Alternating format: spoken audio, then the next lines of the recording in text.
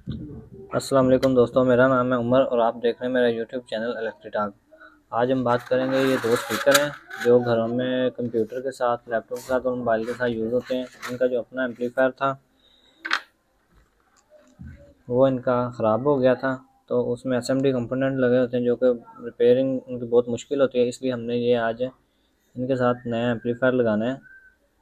PM8403 इस amplifier का नाम है और ये आउटपुट में 5/5 स्टीरियो का होता है। 5 वाट की इसकी आउटपुट होती है। स्टीरियो में 5 वाट ये आउटपुट करता है। 5 वोल्ट इसके सप्लाई के वोल्टेज हैं और 2 एम्पेयर इसके साथ अडेप्टर लगता है। 5 वोल्ट और 2 एम्पेयर का अडेप्टर इसके साथ लगेगा और ये ऑपरेट हो जाता है। तो चलिए अब जल्दी से इसके कनेक्शन कर लेते हैं हम। तो दोस्तों, ये हमने इसके सारे कनेक्शन कर लिए हैं। ये दो स्पीकर हैं जिनकी जो तारें प्लस और माइनस पोलैरिटी के हिसाब से हमने इसके साथ कनेक्शन ये इसके कर दिए हैं।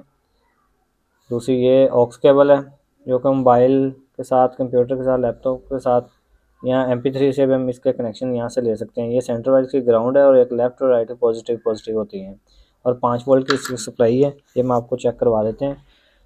इसकी सप्लाई के वोल्टेज 5 हैं। 5 वोल्ट की इसकी सप्लाई है। तो अडेप्टर हमने इसके साथ लगाया हुआ है, ये आपको दिखाते हैं। अडेप्टर इसके साथ 5 वोल्ट का लगा है और ये हमने इसके साथ मोबाइल के साथ अटैच कर लिया है। अब आपको हम इसका साउंड टेस्ट करवाते हैं।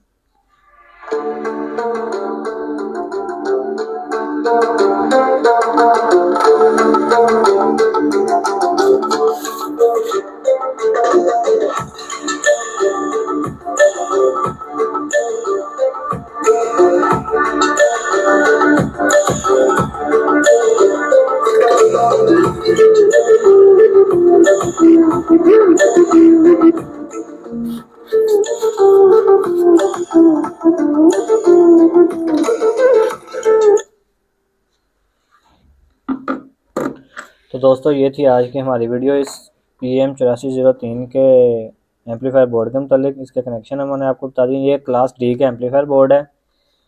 ये हम आगे चल के डिटेल में बात करते हैं कि ये इस एम्पलीफायर बोर्ड की हिस्ट्री क्या है। ये बहुत पायदार एम्पलीफायर बोर्ड है, छोटा सा, ज़्यादा कॉस्टली भी नहीं है, ये कीमत भी इसकी बहुत कम है और 8403 इस एम्पलीफायर का नाम है। तो चलिए आगे इसकी मुकम्मल डिटेल में जानते हैं कि ये इस एम्पलीफायर बोर्ड के मुकम्मल स्पेक्स, हिस्ट्री इसकी मुकम्मल जानते हैं। तो दोस्तों, अब बात करते हैं ये PM8403 एम्पलीफायर जो है ये बोर्ड कब बना था, क्योंकि ये बहुत मकबूल बोर्ड है एक, जो कि तकरीबन 17 सालों से बहुत ज़्यादा यूज़ हो रहा है। इंटरनेशनल लेवल पे ये हर तरह के मल्टीमीडिया स्पीकर जो होते हैं उनमें यूज़ होता है ये एम्पलीफायर। तो ये एम्पलीफायर 2008 में इंट्रोड्यूस हुआ था। 2008 में ये एम्पलीफायर इंट्रोड्यूस हुआ था और इस एम्पलीफायर को बनाया था एक कंपनी थी, डायोड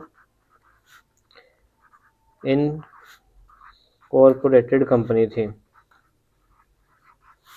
ये कंपनी थी जिसने ये PM8403 एम्पलीफायर बोर्ड बनाया था।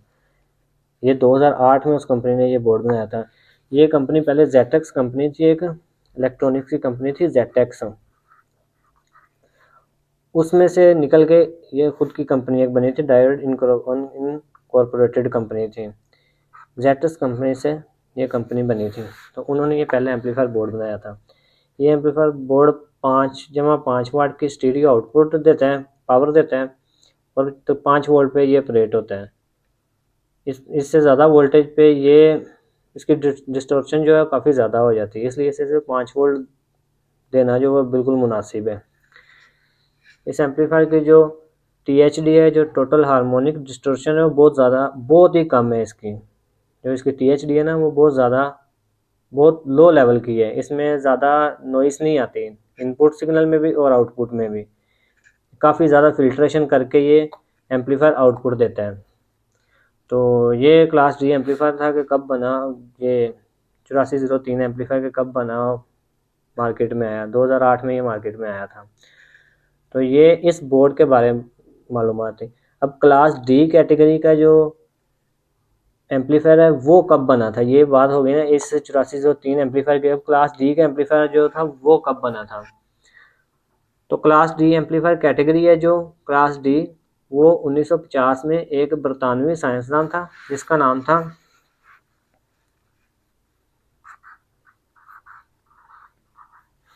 एलेक रिवेज, ये एक ब्रिटिश साइंसदान था जिसने ये क्लास डी एम्पलीफायर बोर्ड जो है वो इंट्रोड्यूस करवाया था, जो इस कैटेगरी में कि क्लास डी एम्पलीफायर क्या चीज़ होती है। ठीक है, तो 1950 में 1950 में क्लास डी एम्पलीफायर इंट्रोड्यूस हुआ था। 1955 में जाके इसे क्लास डी एम्पलीफायर का नाम दिया गया कि इस एम्पलीफायर की क्लास कौन सी होगी, तो डी होगी। जिस तरह class A, class A B, class B, class C और क्लास डी एच के एम्पलीफायर होते हैं, तो इस एम्पलीफायर क्लास डी के जो एम्पलीफायर बोर्ड है उसे 1955 में क्लास डी एम्पलीफायर का नाम दिया गया था। उसके बाद जो पहला एम्पलीफायर बोर्ड है क्लास डी का, वो 1964 में बनाया गया था। 1964 में पहला क्लास डी का एम्पलीफायर बोर्ड बनाया गया था, जो कि एक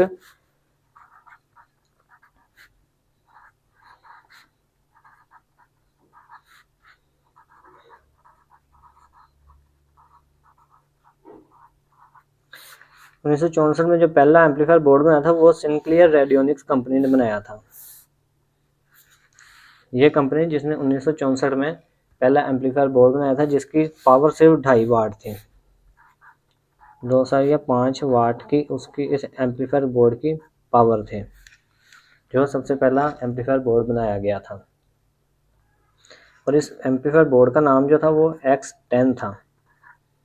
X10 इस एम्पलीफायर बोर्ड का नाम था जो इस कंपनी ने सबसे पहले डी क्लास एम्पलीफायर बोर्ड बनाया था। उसके बाद 1966 में दूसरा एम्पलीफायर बोर्ड बना। 1966 में इसका दूसरा एम्पलीफायर बोर्ड बना जिसका नाम था X20, जिसकी पावर थी 20 वाट। इस एम्पलीफायर की पावर थी 20 वाट, इसकी इस एम्पलीफायर की पावर थी, जो इसी कंपनी ने सिंक्लियर रेडियोनिक्स कंपनी ने बनाया था। ये उस टाइम पे जो ट्रांजिस्टर थे वो बाइपोलर जंक्शन ट्रांजिस्टर होते थे, जो एक सिंपल सा ट्रांजिस्टर होता है बाइपोलर जंक्शन, वो वाला ट्रांजिस्टर था, जो आप तस्वीर में देख सकते होंगे कि बाइपोलर जो ट्रांजिस्टर होता है क्या होता है। उसके मतलब हम एक डिटेल में वीडियो बनाएंगे जिसमें उसकी मुकम्मल थ्योरी वाइज बताया जाएगा कि जो बाइपोलर जंक्शन जर्मेनियम के ट्रांजिस्टर बने होते हैं वो क्या चीज़ होते हैं। वो ट्रांजिस्टर ज़्यादा वोल्टेज और ज़्यादा एम्पेयर पे काम नहीं करते, इसलिए वो ज़्यादा एफिशिएंट नहीं थे, जिस वजह से सिर्फ 20 वाट तक का एम्पलीफायर बोर्ड बना था। लेकिन 1964 में ही मॉसफेट ट्रांजिस्टर भी तैयार हो रहे थे, वो भी ईजाद होने लग गए। 1964 में मॉसफेट ट्रांजिस्टर थे, जो मॉसफेट ट्रांजिस्टर थे, ये होता है metal oxide semiconductor field effect transistor. ये इसकी फुल फॉर्म होती है मॉसफेट की। ये काफ़ी ज़्यादा एफिशिएंट होते हैं। 1964 में ये मॉसफेट ट्रांजिस्टर है जो ये भी बनने लग गए थे, तो ये काफ़ी ज़्यादा एफिशिएंट होते हैं, ज़्यादा वोल्ट और ज़्यादा एम्पेयर पे काम करते हैं। मॉसफेट तैयार होने लग गए। उसके बाद 1978 में सोनी कंपनी ने, जो सोनी कंपनी थी,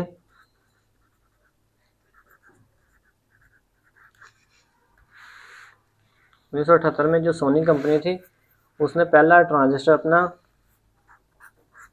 TAN88 बनाया था। 1978 में सोनी कंपनी ने अपना जो पहला डी क्लास एम्पलीफायर था वो TAN88 बनाया था, एम्पलीफायर बोर्ड में, जो मॉसफेट ट्रांजिस्टर पे बना हुआ था। इसके बाद मॉसफेट ट्रांजिस्टर मार्केट में आते गए, जैसे जैसे ये ट्रांजिस्टर काम करते गए, फिर इनकी आईसीज भी बनने लग गई, जो इंटीग्रेटेड सर्किट होता है मॉसफेट ट्रांजिस्टर की, वो आईसी भी बनने लग गई। 1996 में जब आईसी बनने लग गई, 1996 में आईसी आने लग गई, उसके बाद ये जो एम्पलीफायर है ये काफ़ी ज़्यादा ना मार्केट में आता गया। ये डी क्लास एम्पलीफायर, ये डी क्लास एम्पलीफायर उसके बाद काफ़ी ज़्यादा मार्केट में आता गया। तो ये थी क्लास डी की एम्पलीफायर की हिस्ट्री, कब बना और किस तरह से मार्केट में आया। ये मॉसफेट ट्रांजिस्टर होने की वजह से ना ये काफ़ी ज़्यादा कॉस्टली होते हैं, इनकी कीमत भी ज़्यादा होती है, क्योंकि जो मॉसफेट ट्रांजिस्टर होता है वो काफ़ी ज़्यादा एफिशिएंट होता है, दूसरे ट्रांजिस्टर के निस्बत जो बाइपोलर जंक्शन ट्रांजिस्टर होता है ना, उसके निस्बत ये मॉसफेट ट्रांजिस्टर काफ़ी ज़्यादा एफिशिएंट होता है। अब हम बात करते हैं कि क्लास डी एम्पलीफायर बोर्ड काम किस तरह करते हैं। तो ये इसमें जो आईसी और जो मॉसफेट वगैरह लगे तो वो काम किस उनका प्रिंसिपल क्या है, क्लास डी एम्पलीफायर के काम करने का प्रिंसिपल क्या है। तो ये class D amplifier board PWM technology पे काम करता है, जिसे कहते हैं कि pulse width modulation. Pulse width modulation कहते हैं इसे। ये amplifier board pulse width modulation के असूल पे काम करता है। ये हर टाइम ऑन हालत में नहीं रहता, ये अपने साउंड जो इसे वेव फॉर्म में साउंड दिया जाता है उस हिसाब से ये स्विचिंग में काम करता है। एक चीज़ ये मैंने आपको जैसे पहले बताया कि ये एम्पलीफायर ज़्यादा हीट नहीं होता, इसकी पावर भी 90% होती है, ये ज़्यादा पावर ज़ाया भी नहीं करता। एक चीज़ जब मुसलसल चलती रहती है वो फिर हीट होती है, लेकिन ये एम्पलीफायर बोर्ड स्विचिंग के असूल पे काम करता है। 1 सेकंड में हज़ारों बार ये ऑन ऑफ होता है, इस वजह से ये गर्म नहीं होता है। इस एम्पलीफायर बोर्ड के जो ट्रांजिस्टर जो मॉसफेट होते हैं, एक से ज़्यादा मॉसफेट होने की वजह से एक मॉसफेट बंद है तो दूसरा चल रहा होगा, स्विचिंग के तौर पे काम करता है। हर मॉसफेट एट अ टाइम एक टाइम पे नहीं चल रहा होता। स्विचिंग के जिस तरह के हम बात करते हैं कि जिस तरह ये हमारा एक साउंड है, ये हमारे पास एक साउंड है, ये एक वेव फॉर्म की सूरत में एक म्यूज़िक है, एक साउंड है, जो कि हमने MP3 या किसी भी सोर्स से लिया, माइक या कोई भी चीज़ होगी, हमने उसे एक एम्पलीफायर एक साउंड लिया हुआ है जो वेव फॉर्म में, जिसे हम ग्राम का सिग्नल भी कहते हैं, छोटा सिग्नल जो मिली वोल्ट में होता है। हम इस सिग्नल को एम्पलीफायर करवाना है आगे डी क्लास एम्पलीफायर के, डी क्लास एम्पलीफायर से हमने इसे एम्पलीफाई करवाना है। अब ये जो वेव फॉर्म के सोर्स में हमें सिग्नल मिला है, ये पॉजिटिव का सिग्नल है और ये नेगेटिव का सिग्नल है। जब हमारा सिग्नल यहाँ से ऊपर जाएगा पॉजिटिव में और जब नीचे में आएगा, ये फ्रीक्वेंसी हमेशा साउंड जो है वो फ्रीक्वेंसी के असूल पे काम करता है। फ्रीक्वेंसी को ही हम साउंड बोलते हैं, ठीक है। तो ये इसमें ये साउंड है, ये जा रहा है, ये इस तरह साउंड जा रहा है। जब एक साउंड जा रहा है तो यहाँ पे आके ये जिस जगह पे मार्कर का निशान नहीं है, यहाँ पे साउंड बंद है, यहाँ पे चल रहा है, यहाँ पे बंद है, यहाँ पे चल रहा है, यहाँ पे बंद है, यहाँ पे चल रहा है। ये इसी तरह से काम करता है और नीचे के सिग्नल में भी इसी तरह से ये काम करता है। कहीं पे सिग्नल इसका जो एम्पलीफिकेशन सिस्टम है वो एक ट्रांजिस्टर बंद कर रहा है तो दूसरा उसे चला रहा है। इस सिस्टम को हम, ये जो असूल है इसे हम PWM पल्स विड्थ मॉड्यूलेशन कहते हैं। ये इसकी पल्स होगी, कभी ऊपर जा रही है कभी नीचे आ रही है, ये इसके सिग्नल की विड्थ होगी। जहाँ सिग्नल बंद हो रहा है, जहाँ आगे वाला अगले सिग्नल पे दूसरा ट्रांजिस्टर या मॉसफेट उसे चला रहा है। पल्स विड्थ मॉड्यूलेशन, इनके दोनों की जो चौड़ाई है उस हिसाब से इसे PWM पल्स विड्थ मॉड्यूलेशन का नाम दिया गया है। इसकी एक और भी सूरत होती है PCM, जिस तरह ये पल्स विड्थ मॉड्यूलेशन PWM जिसे कहते हैं, इसे हम PCM भी कहते हैं, पल्स कोड मॉड्यूलेशन, इसे हम कहते हैं पल्स कोड मॉड्यूलेशन। ये भी इसी PWM और ये पल्स कोड मॉड्यूलेशन, ये तकरीबन दोनों सेम ही चीज़ें हैं। यहाँ पे जो सिग्नल है वो इस तरह से चल रहा है, एक जगह बंद हो रहा है, एक जगह चल रहा है। इसे कहते हैं स्विचिंग के असूल पे। ट्रांजिस्टर बहुत हाई स्पीड पे स्विचिंग करते हैं, जिस तरह एक रिले होती है, एक मैग्नेट कनेक्टर होता है। ये ट्रांजिस्टर जो मॉसफेट हैं ये भी तकरीबन उसी से मिलते जुलते हैं, वो इलेक्ट्रिकल में आ जाते हैं। ये जो इलेक्ट्रॉनिक्स में ये ट्रांजिस्टर रजिस्टर ये इन चीज़ों में आ जाते हैं, जो मॉसफेट हो जाते हैं। कनेक्टर और रिले की जगह इलेक्ट्रॉनिक्स में इन्होंने ली हुई है। ये अपने हिसाब से चलाने होते हैं, जितना इनके बेस पे करंट दिया जाता है इतना ही इमीटर से बाहर निकाल रहे होते हैं कलेक्टर को मिक्स करते हुए। एम्पलीफायर का जो सिस्टम है वो भी इसी तरह होता है, हम उसकी बेस पे अपना सिग्नल देते हैं, कलेक्टर से वो सप्लाई लेता है और इमीटर से हमें आउटपुट पे देता है सप्लाई। उसी वेव फॉर्म के सूरत में जो फ्रीक्वेंसी हमने उसे ऑडियो इनपुट सिग्नल के हिसाब से दी है वो उसने इमीटर पे हमें आउटपुट करके देनी है।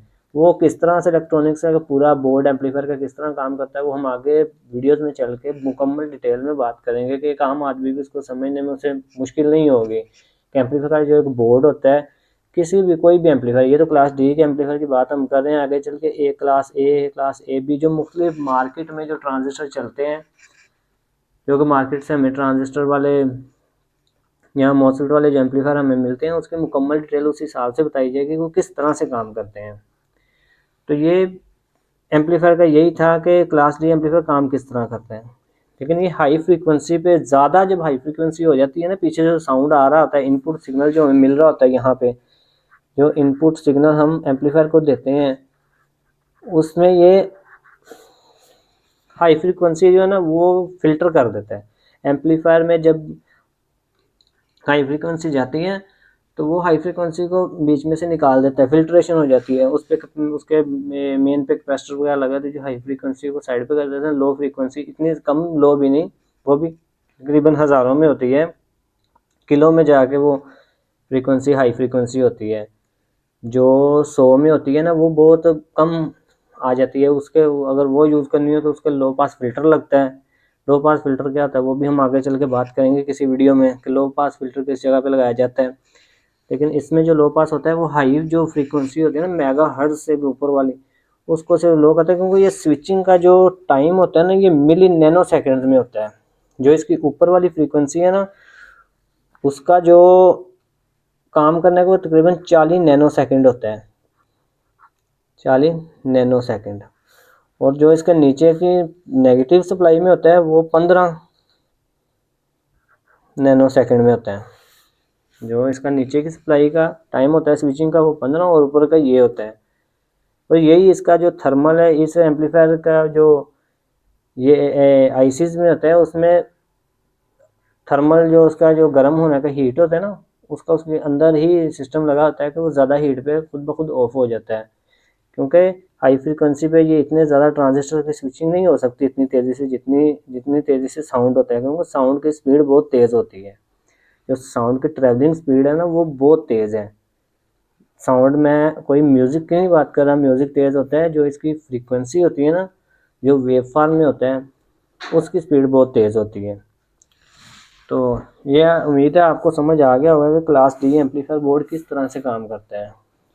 मोटी मोटी सी बात है इसकी, class D amplifier board switching के तौर पे काम करता है। हीट ये इसलिए नहीं होता, एक चीज़ मुसलसल चल रही हो तो फिर वो हीट होती है। ये एक सेकंड में हज़ारों बार ये एक मॉसफेट अपना काम छोड़ता है तो उसकी जगह दूसरा कर रहा होता है स्विचिंग के तौर पे।